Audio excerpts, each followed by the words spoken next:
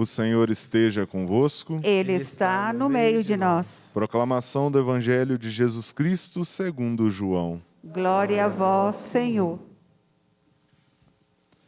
Ao anoitecer daquele dia, o primeiro da semana, estando fechadas por medo dos judeus, as portas do lugar onde os discípulos se encontravam, Jesus entrou e, pondo-se no meio deles, disse: A paz esteja convosco.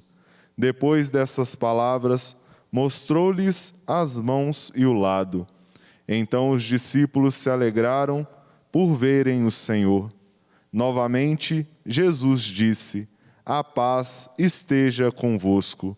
Como o Pai me enviou, também eu vos envio. E depois de ter dito isso, soprou sobre eles e disse: Recebei o Espírito Santo. A quem perdoardes os pecados, eles lhes serão perdoados. A quem não os perdoardes, eles lhes serão retidos. Palavra da salvação. Glória a vós, Senhor.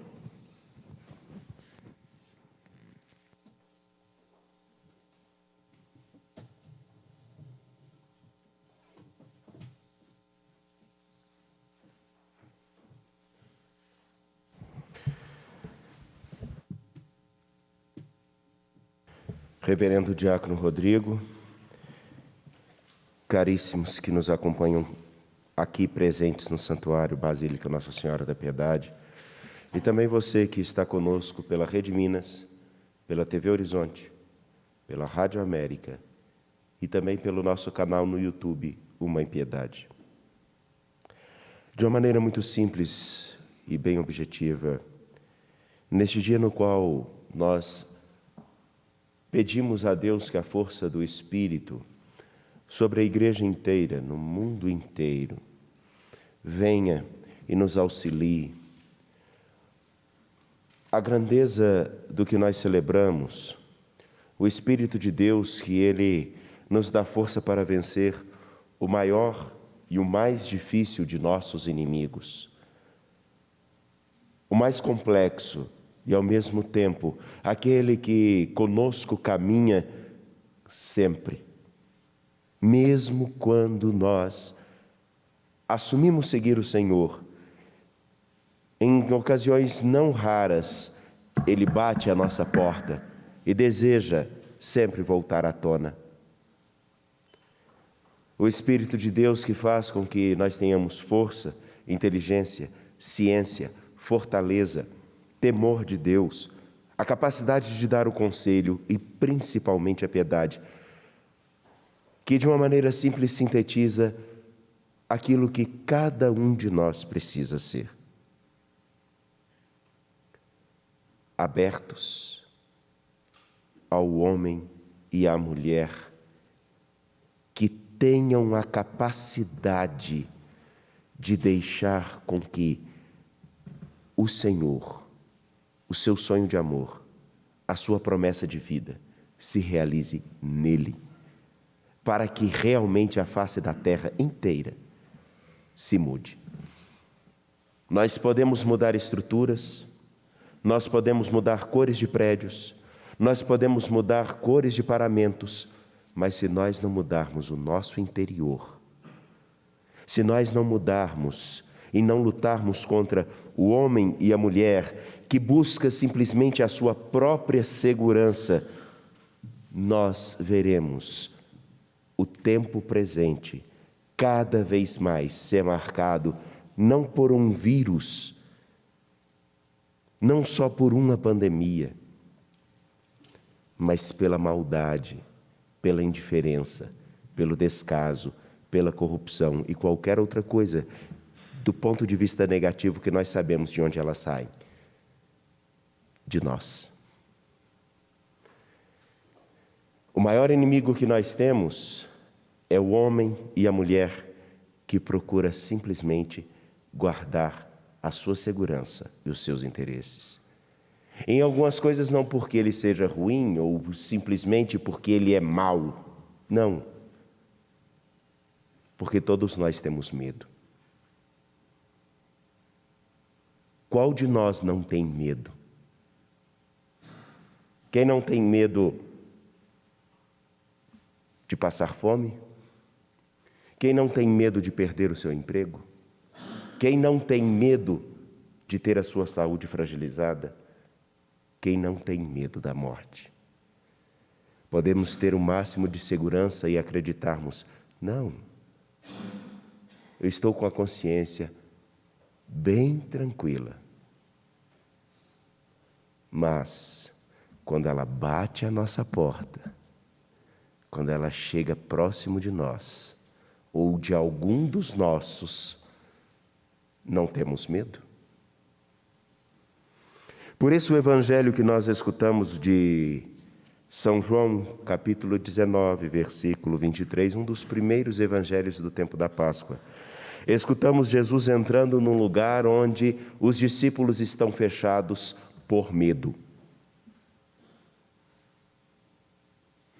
Estão fechados e trancados por medo, inseguros.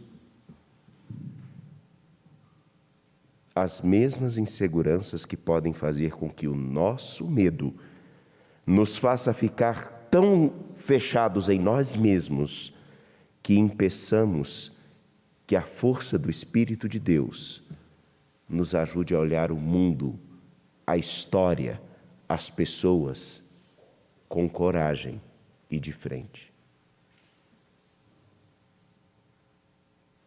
Jesus consegue atravessar as paredes. Jesus entra pela porta fechada. Ele entra numa casa que a descrição é bem simples, está completamente fechada. E justamente porque eles estão com medo, acredito eu, que deveria estar muito bem fechada. Porém, isso não é um empecilho para que o Senhor adentre a um lugar. Mas há um empecilho que pode impedir que eu, você e qualquer outro cristão no mundo inteiro não escutemos e não percebamos a presença de nosso Deus, que disse: eu estarei convosco até o fim dos tempos, e eu não vos deixarei órfãos, eu darei o Espírito, o Paráclito, que os ajudará a caminhar pela estrada.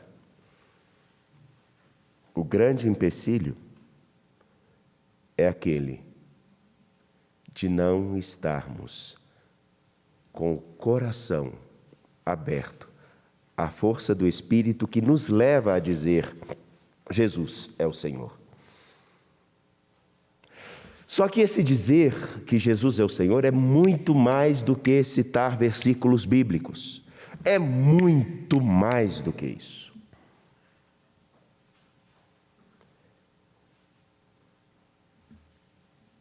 Dizer e professar a fé em Jesus significa abrir-se para que a vontade dele se realize não em outro lugar, mas em mim.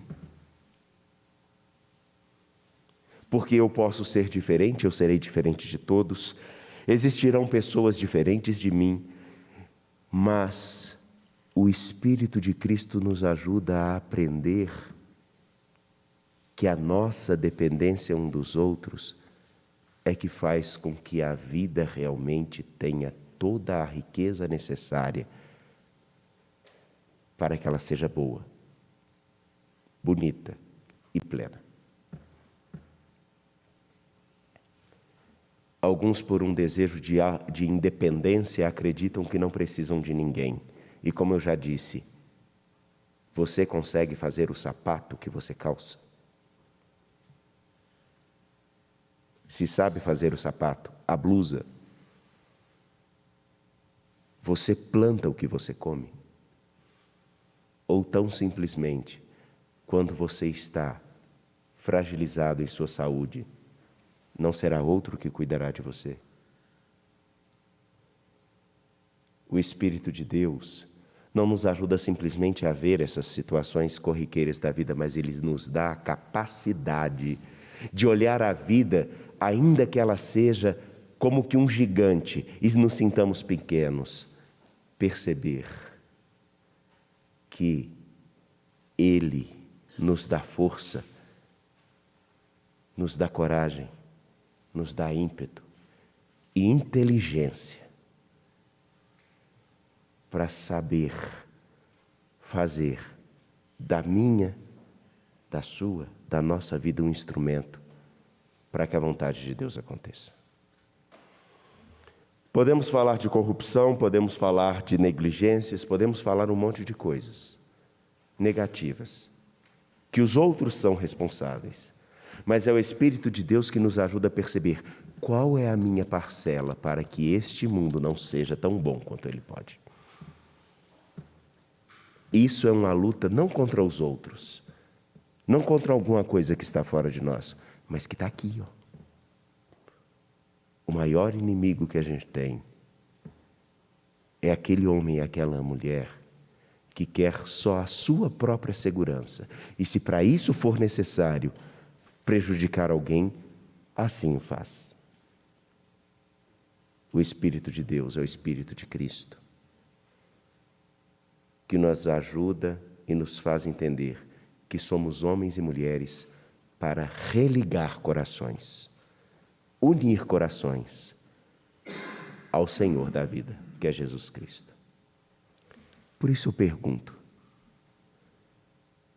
a força do Espírito de Deus tem feito da sua história e da sua vida um ponto de unidade, de diálogo, de inspiração no medo?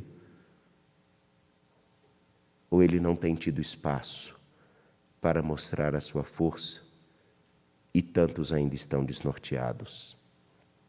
Deixe com que o Espírito te conduza, porque o medo nós o temos, mas ele não pode ser maior do que a nossa fé, do que a nossa esperança e que o nosso amor. Creio em Deus